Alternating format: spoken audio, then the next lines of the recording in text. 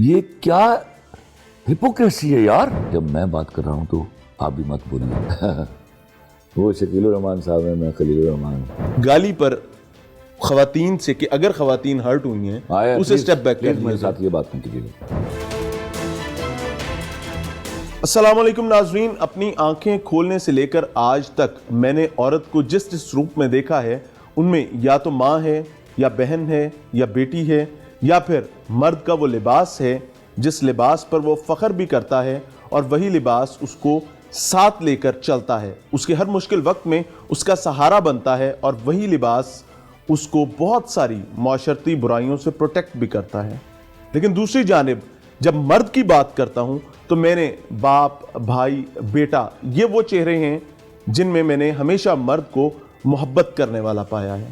لیکن انفارچونیٹلی چونکہ ہم ایک سوسائٹی میں رہتے ہیں تو پوری انسانیت کی تاریخ اٹھا کر دیکھ لیں, اس ملک کی تاریخ اٹھا کے دیکھ لیں, اپنے اطراف میں بسنے والی اقوام کی تاریخ اٹھا کر دیکھ لیں, ایک چیز آپ کو بہت کامن نظر آئے گی اور ہمیشہ ایسے تھی, ایسے ہے اور ایسے ہی رہے گی کہ کرمنل کرائم کرتا ہے لیکن اس کا خمیازہ کبھی ان لوگوں کو نہیں بھگتنا چاہیے اور نہ ہی ان لوگوں پر وہ ملبہ پھینکنا چاہیے جو پیار کرنے والے ہوتے ہیں. لیکن انفارچونیٹلی پچھلے 3 سال سے ایک روش میرے معاشرے میں چل رہی ہے جس کو عورت مارچ کے ایک مقدس غلاف میں لپیٹ کر پیش کیا جاتا ہے. لیکن جب اس غلاف کو کھولتا ہوں تو وہ نعرے اور وہ سلوگنز جو میری آنکھوں کے سامنے نظر آتے ہیں وہ انتہائی شرمناک ہوا کرتے ہیں. میں ایمانداری کی بات ہے کہ قطعی طور پر اپنی بہن, اپنی بیٹی, اپنی ماں یا کسی اپنے عزیز خاتون کے حوالے سے بھی یہ چیز گمان بھی نہیں کرنا چاہوں گا کہ اس کے ہاتھ میں یا اس کے کسی پیارے کے ہاتھ میں وہ سلوگنز ہوں جو روٹین میں میرے پیارے پاکستان کی سڑکوں پر نظر آتے ہیں. ابھی پیمرا کا میں ذکر کروں تو پیمرا کی جانب سے ایک ضابطہ اخلاق بھی جاری کر دیا گیا ہے عورت مارچ کی کوریج کے حوالے سے, جس میں ہم ان متنازعہ سلوگنز کو آن سکرین نہیں لا سکتے. بالکل ٹھیک کیا, لانا بھی نہیں چاہیے. لیکن میں سوال کرنا چاہوں گا اپنی بات کو آگے چلانے سے پہلے کہ اگر یہ متنازعہ سلوگنز سکرین پر نہیں لائے جا سکتے تو یہ متنازعہ سلوگنز میرے شہر کی اور میرے پاکستان کی مقدس گلیوں کی زینت کیسے بن سکتے ہیں؟ وہاں پر موجود میری خواتین کی آنکھوں پر پٹی کیا باندھ دی جائے یا میرے مردوں کو وہ جو ایک ڈسگریس کرنے کا سسٹم چلا ہے کہ عورت چلی مرد کو ڈسگریس کرنے اور انفارچونیٹلی خود وہ پاکیزہ عورتیں بھی ڈسگریس ہونا شروع ہو گئیں جن کے نصیب میں شاید ایسا قطعی نہیں ہونا چاہیے تھا. میرے ساتھ اس وقت خلیل الرحمان قمر صاحب موجود ہیں, بہت بڑا نام پاکستان کا, رائٹر ہیں اور مختلف شعبہائے زندگی میں ہی از اے پرسن جنہوں نے اپنا نام ہی نہیں اپنا کام بھی منوایا. خلیل صاحب thank you very much for your kind time. Sir رہنمائی فرمائیے گا کہ عورت مارچ کا بہت چرچا ہے, کیا یہ عورت مارچ میرے پاکستان کی خواتین کا نمائندہ مارچ ہے؟ سب سے پہلے تو میں پیمرا کے اس انسٹرکشنز کے بارے میں بات کروں گا. جی پلیز. میں حیران ہو رہا ہوں اور میں کون سی لاجک ہے اس کے پیچھے کہ اس بات کا حکم دیا جا رہا ہے کہ ایسے نعرے جو آپ کی ٹیلی ویژن اسکرین پر نہیں آ سکتے وہ میرے ہاں کی عورتیں ان کے پلے کارڈ اٹھا کے پھریں اور ان کو میرے ملک کی حیادار, باوفا, باکردار عورتیں دیکھیں. یہ جو ٹی وی پر دیکھنا ہے وہ زیادہ شرمناک ہے یا میری باحیا, باکردار اور باوفا عورتوں کا نیکڈ آئیز سے دیکھنا اس کو زیادہ شرمناک ہے؟ یہ کہاں سوئے ہوئے ہیں میرے لوگ؟ یہ کیا ہپوکریسی ہے یار. میں نے تو دنیا میں کبھی اس طرح کے فیصلے نہیں سنے, اس طرح کے عجیب و غریب, اور کوئی کون مخبوط الحواس آدمی ہے جو یہ سوچ رہا ہے کہ اس طرح ہم چیزوں کو کیموفلیج کر جائیں گے. اللہ سے معافی مانگیے خدا کے واسطے, یا کھلی چھٹی دے دیجیے ان کو. اللہ اکبر. I'm so sorry to learn about it. You know, I just came to know today کہ this is going to happen. خلیل صاحب ایک چیز کہ اختلاف اس عورت مارچ جو کہ عورت مارچ کے نام سے جانا جا رہا ہے. بیسیکلی میں اس کو پرسنلی یہ سمجھتا ہوں کہ یہ لبرل مارچ ہے, لیکن چونکہ یہ عورت مارچ کے کور میں ہے تو اس کے ساتھ اختلاف کی بنیادی چیز کیا نظر آتی ہے؟ میں اس کو مارچ کچھ نہیں مانتا. یہ میرے ملک میں ایک گھٹیا سازش ہے. آپ اور میں 3 وقت کا کھانا کھا لیتے ہیں, اس لیے ہمیں معلوم نہیں ہے. ہمارے ہاں فطری ایک پرابلم ہے کہ ہم جب کھانا کھا لیتے ہیں تو ہم سمجھتے ہیں دنیا میں بھوک ختم ہو گئی. نہ یہاں جو لوگ بھوک کی چکی تلے پس رہے ہیں, ہمیں ان کا خیال کہاں آتا ہے؟ یہ مارچ نہیں ہے سر, یہ وہ شورش ہے جس میں اس ملک کو مبتلا کیے جانے کی کوشش کی جا رہی ہے. روز ایک ٹنٹا کھڑا کرنا, روز ایک نئی شورش ایجاد کرنا, یہ ایجادات ہیں. ہم اس طرح کی گھٹیا ایجادات کرتے ہیں تاکہ یہ ملک گوناگون مسائل کا شکار رہے. یہ کبھی پولیٹیکلی اور اکنامکلی سٹیبل نہ ہو, کیونکہ خدا نہ خواستہ شومیہ قسمت for the countries out side. اگر یہ ملک اپنے پیروں پر کھڑا ہو گیا اکنامکلی اینڈ پولیٹیکلی, تو this is an atomic power that is a threat for India and for elements like that. That is a threat it's being a مسلمان country, کیونکہ ہمیں ساری عمر دبا کے رکھا جانا ہے, طے کر لیا گیا ہے. چاہے ہم اٹامک پاور ہیں تو ہمیں ایسے گھٹیا ایلیمنٹس پروڈیوس کرنے ہیں, ان کو فنڈ کرنا ہے, ان کو یہاں پلانٹ کرنا ہے, اور وہ ہمارے بیچ میں سے ہی ہوں گے. وہ یہاں اس مٹی پر رہیں گے, ان کا کھائیں گے اور وہاں جا کے ٹھٹھا اڑائیں گے. اور وہ ایسے وقتوں میں جب ہم دنیا کی توجہ کوئی اور معاملات کی طرف دلانا چاہتے ہیں, وہ ہمیں اس میں الجھائیں گے. آپ سوچئے ذرا, ویمن رائٹس کی بات کی جا رہی ہے. کیا میں, کیا آپ, کیا ان میں سے کوئی ایسا ہے جو ویمن رائٹس کے لیے ان کے ساتھ کھڑا ہونے کے لیے تیار نہیں؟ قطعی طور پہ نہیں ہے. پھر ان کو پراگندہ کیوں کیا جا رہا ہے؟ ان کو ایسے سلوگنز کا کور کیوں دیا جا رہا ہے کہ ہم لوگ ان کے ساتھ کھڑے نہ ہو سکے اور ہم بولیں اس کے خلاف؟ دینی مذہبی گروہ کوئی ایسا جو فلیئر اپ ہو کے یہ چاہتے ہیں کہ ان پر ٹوٹ پڑے اور ایک تماشا لگ جائے جو انٹرنیشنل میڈیا پر پوری دنیا کے سامنے پاکستان کا چہرہ مسخ کیا جائے, اور دنیا بھول جائے کہ انڈیا اپنی 12 لاکھ فوج لے کر کشمیر پر چڑھ دوڑا ہے. آپ سوچئے, آپ کا پارٹ رہنے والا ایک غریب حصہ مشرقی پاکستان بنگلہ دیش بننے کے بعد 35-36 ارب ڈالر کے ریزروز کے ساتھ ہے, اور آپ جو اس کا پیرنٹ کنٹری تھے, جس کے پاس وسائل اور طاقت بھی اس سے کہیں زیادہ ہے, اس کے ریزروز آج میں پڑھ کے بیٹھا ہوں کہ 18 بلین اور کچھ کروڑ ڈالر ہوئے ہیں, اور اس میں 90% ان ارنڈ منی ہے, باروڈ منی ہے. ہاں, وہ بھیک ہے جس کے لیے ہم کبھی کسی کے سامنے جھکتے ہیں, کبھی کسی کے سامنے جھکتے ہیں. اور اگر آپ وہ کیلکولیشن کریں جو آپ کے اوپر ٹوٹل قرضہ ہے, تو آپ کی تو بنگلہ دیش کے سامنے قطعی کوئی اوقات ہی نہیں.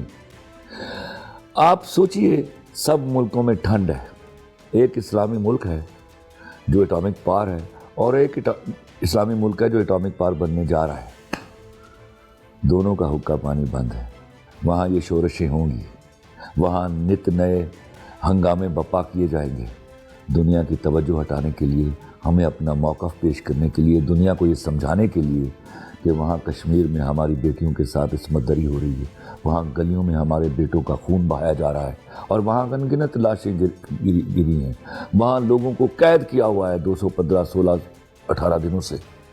اور یہ 35-36 فیمنسٹ اس دن برانڈڈ کپڑے پہن کے اور مہنگے پرس لے کے ان حقوق کی بات کریں گے جو آلریڈی موجود ہیں, جو ہمارے قانون نے, ہماری شرع نے, ہمارے اخلاق نے, ہمارے آئین نے دے دیے ان کو. صرف اگر کہیں کمی ہے تو ان کے امپلیمنٹیشن کی, اور وہ صرف ان کی نہیں, وہ مردوں کے حقوق کی امپلیمنٹیشن کی بھی کمی ہے. Exactly. It is not being given to the poor people at all. And when we talk of poor people, women and men come together. It is only being, the law is only serving the elite class. اچھا، جن 35-36 خواتین جن کو آپ کہتے ہیں اور ہمارے نزدیک وہ کچھ ایکٹیوسٹ ہیں جو ایکٹیو ہیں اور کور ہے عورت مارچ کا، ان کے حوالے سے اگر بات کی جائے تو کیا وہ واقعی ہی میری عورت کی ذاتی کیپیسٹی میں نمائندہ ہیں؟ کیا وہ عورت کے مسائل کو میرے یہاں اربن ایریاز میں خواتین کو نہیں پتا کہ یہ کیا باتیں کرنے جا رہی ہیں، کیونکہ ہمارے یہاں کی اچھی لڑکی کہاں اس طرح باہر نکلتی ہے اور اس طرح کی گندی باتیں کرتی ہے. توبہ نعوذ باللہ من ذالک. آپ بھیجیں گے اپنی بہن کو بیٹی کو، باقی کے بھیجیں گے اپنی بہن اور بیٹی کو. اس لیے شرفا کی آواز سنائی نہیں دے رہی. پرابلم یہ ہے. ماروی سرمد، وہ خاتون جس کے ساتھ آپ کی ایکسچینج آف ہاٹ ڈائلاگز ہوا، کیا وہ ایکسچینج آف ہاٹ ڈائلاگز جو تھا ایک مرد اور ایک عورت کے درمیان تھا یا دو انڈیویجولز کا اپنی بات پہلے کرنے کے چکر میں تھا؟ اچھا، وہ ہاٹ ایکسچینج تو تھا ہی نہیں، وہ تو بدتمیزی تھی میری. ایک شخص آپ کو ادب سے سلام کرتا ہے اور ساتھ یہ کہتا ہے کہ میں آپ کو پورے ادب کے ساتھ سلام کرتا ہوں اور آپ سے درخواست کرتا ہوں، جس کو کہا جا رہا ہے کہ بڑا غسیلا ہے، بڑا کٹتا ہے، اور آپ سے درخواست کرتا ہوں کہ دیکھیے جب آپ دونوں بات کر رہے تھے تو میں آپ کی بات میں نہیں بولا، تو مہربانی کر کے جب میں بات کر رہا ہوں تو آپ بھی مت بولیے. ایک بڑا سمپل واقعہ ہوا. عامر لیا کے صاحب حسین صاحب نے کیا نہیں کہا مجھے، لیکن وہ بولے اپنی باری پر. میں آپ کو قسم کھا کے کہتا ہوں، میں ان کا بے حد احترام کرتا ہوں. اگر وہ میرے بولنے کے بیچ میں بولتے تو یہ ہنگامہ ہوتا، اس کی اجازت نہیں دیتا. اچھا، ویسے خلیل صاحب ایک چیز، چونکہ کلچر کچھ اس قسم کا بنا ہوا ہے کہ جب ہمارے شوز ہو رہے ہوتے ہیں جن میں 2-3 گیسٹ ہوتے ہیں، سر مجھے اس کلچر سے کوئی لینا دینا نہیں ہے. اخلاقی نارمز ہیں، ان کو فالو کیجئے. ہم اخلاق کی بات کر رہے ہیں، آپ نکلی ہیں رائٹس کے لیے، تو یہ اخلاقی رائٹس ہیں ہر ایک کے. جب میں آپ کے لیے بیچ میں نہیں بول رہا تو آپ کو شرم و شرمی یہ سمجھنا چاہیے کہ اس کا مطلب ہے یہ آدمی الاؤ نہیں کرتا کہ اس کے بیچ میں بولا جائے. کیا خلیل الرحمان قمر جو بات کرتے ہیں وہ ایک پاکستانی مرد کی بات ہے یا ان کی انڈیویجول اوپینین ہے؟ یہ تو اب آپ نے طے کرنا ہے کہ کیا یہ میرا انڈیویجول اوپینین ہے، یا پول نکالیے، یا لوگوں کے سوشل میڈیا پر دیکھ لیجئے، یا لوگوں کے بیانیے دیکھ لیجئے کہ کیا وہ میری بات ہے. اگر میری بات ہوتی تو میں کب سے سنب ہو کے گھر بیٹھا ہوتا. میں تو ایمان کی بات کر رہا ہوں بھائی، میں تو اللہ کی فوج کا سپاہی ہوں.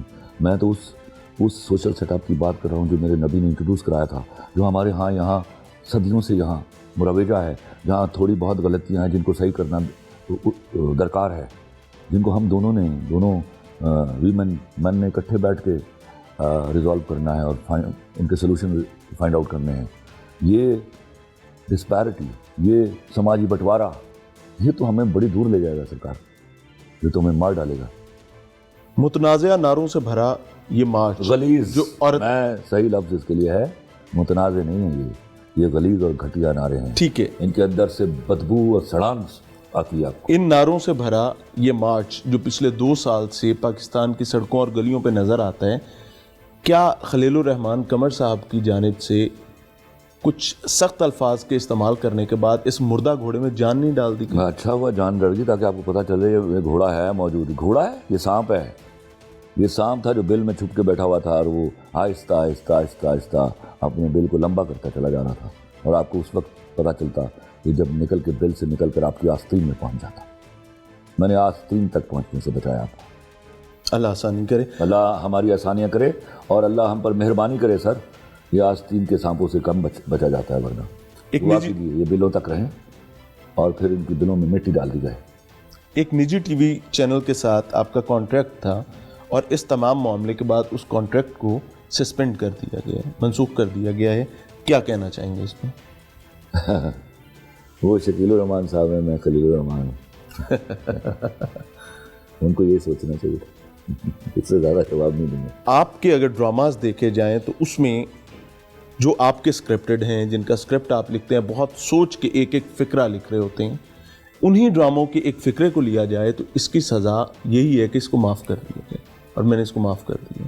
کیا اس معاملے میں وہ ایک اسپیسیفک گالی جو آپ نے دی، وہ کیا آپ یہ سمجھتے ہیں کہ وہ گالی نہ ہوتی تو شاید میرا نیریٹو زیادہ اسٹرانگ ہوتا؟ میرے پاس تم ہو میں جو مین کریکٹر کی جانب سے معاف کرنے کی بات کی گئی کہ جو میں نے اسے بتا دو کہ میں نے اسے معاف کر دیا. وہ معاف کرنا تھا، آپ اس کو معاف کرنا سمجھتے ہیں. سبحان اللہ.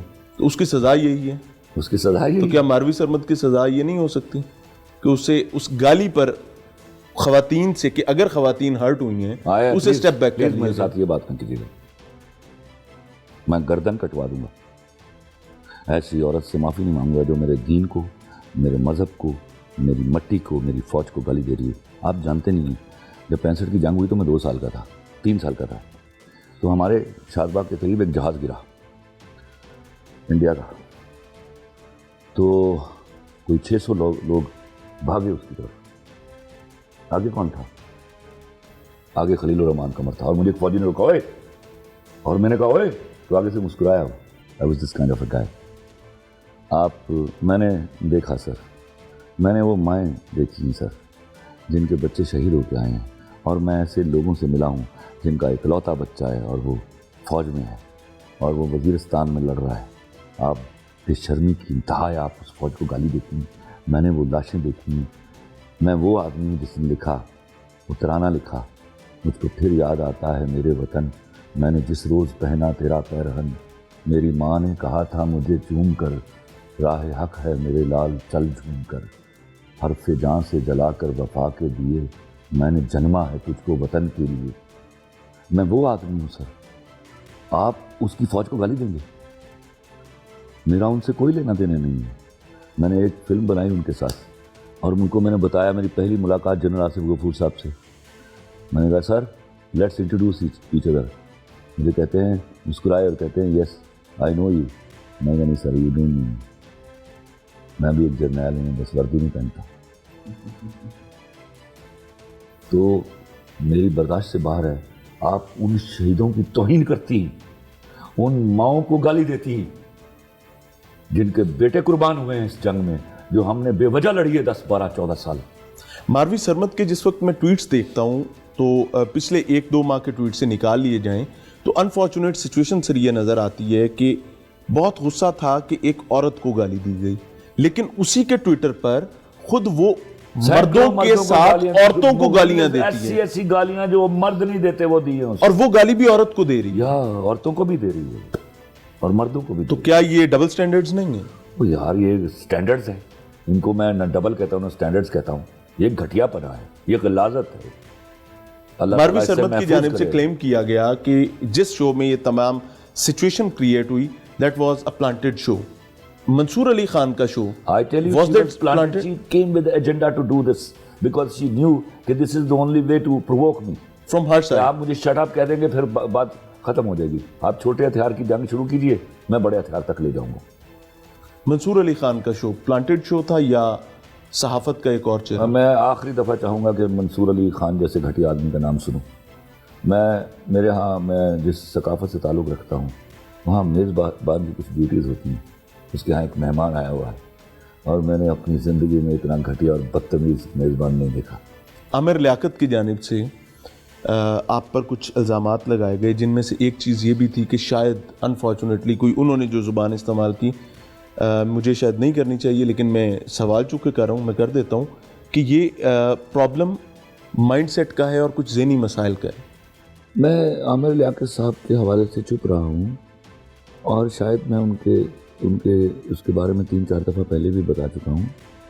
ایک خاص وقت گزرا ہے جب میں ان کا بہت احترام کرتا رہا ہوں، اور آج بھی احترام کرتا ہوں. وہ ایک پڑھے لکھے آدمی ہیں، دینی اسکالر بھی ہیں، نالج بھی ہے ان کا. اور مجھے یاد ہے کہ ایک رمضان ایسا تھا جس میں سب لوگ ان کی دعا جو آخری عشرے میں ہوتی تھی اس کو سن کر ان کے ساتھ رویا کرتے تھے.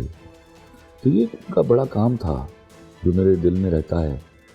تو چلیے کہیں غلطی سے، غلط بریفنگ کی وجہ سے کسی نے پرووک کر دیا ہوگا میرے خلاف، انہوں نے میرا کوئی کام نہیں دیکھا ہوگا، وہ ٹھیک سے جانتے نہیں ہوں گے. تو میں نے سوچا کہ محبتیں نہ بھی رہیں تو بھرم رہنے دیتے ہیں، اس لیے کچھ نہیں کہا.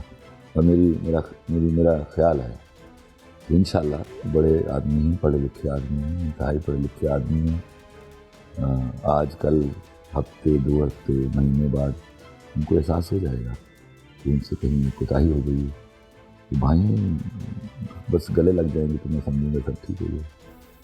ہٹ آف دا مومنٹ ایک چیز ہوتی ہے اور اس کے رزلٹ میں جب اسکرین سے ہٹ آف مومنٹ نظر آ رہی ہوتی ہے جو کہ پچھلے 2-3 دن سے اس عورت مارچ کے حوالے سے نظر آ رہی ہے، اور اس دوران ایک آپ کے حوالے سے معاملہ ہو گیا، ماروی سرمد کی جانب سے ہو گیا، آپ کی جانب سے ہو گیا، انفارچونیٹلی اسکرین کی اٹینشن ڈائیورٹ ہو گئی.